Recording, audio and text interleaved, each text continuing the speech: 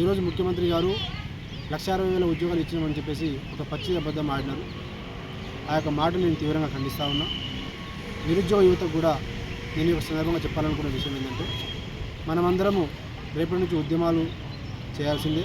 మనం ఉద్యమాలు చేయకపోతే వీళ్ళు మనకు ఉద్యోగ నోటిఫికేషన్ వేయరు అనే ఒక విషయాన్ని మనం చాలా క్లియర్గా అర్థం చేసుకోవాలి. మనం ఇలానే ఉంటే ప్రభుత్వము ఈరోజు 1,60,000 ఇచ్చామని చెప్పేసి అన్న ఏదైతే మాట ఉందో, రాబోయే రోజుల్లో దాన్ని 2 లక్షలు కూడా ఉద్యోగాలు ఇచ్చేసినామని చెప్పేసి కూడా ఆ యొక్క అబద్ధాన్ని కూడా ఆడుతుంది.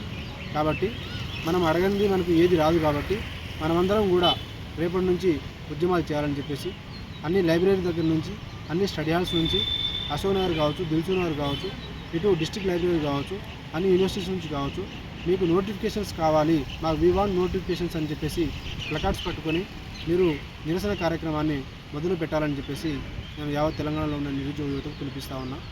దాంతోపాటు నేను 100% రేపు కావచ్చు, ఎల్లుండి కావచ్చు, కొంత ఆరోగ్యం నాకు ఇంకా ఫీవర్ తగ్గలేదు కాబట్టి నేను ఇంకా యాక్టివ్గా లేను.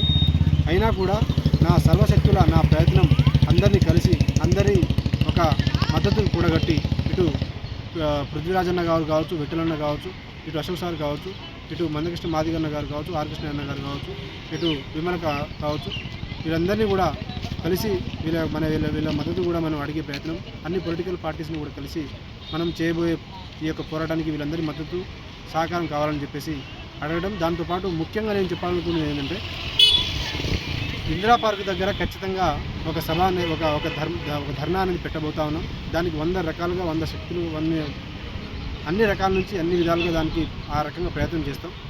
సో 100% ఎఫర్ట్ పెడతాం. ఆ యొక్క డేట్ అనౌన్స్ చేసినప్పుడు మాత్రం మీరు మీ యొక్క స్టడీ హాల్స్లో, మీ యొక్క ఇన్స్టిట్యూట్లలో ఆ యొక్క పోస్టర్ని మీరు అతికించుకొని ఈ యొక్క సమాచారాన్ని అందరికీ తెలియజేసేలాగా ఒక ప్రయత్నం చేస్తారని చెప్పి ఆశిస్తున్నాను. జై తెలంగాణ, జై హింద్.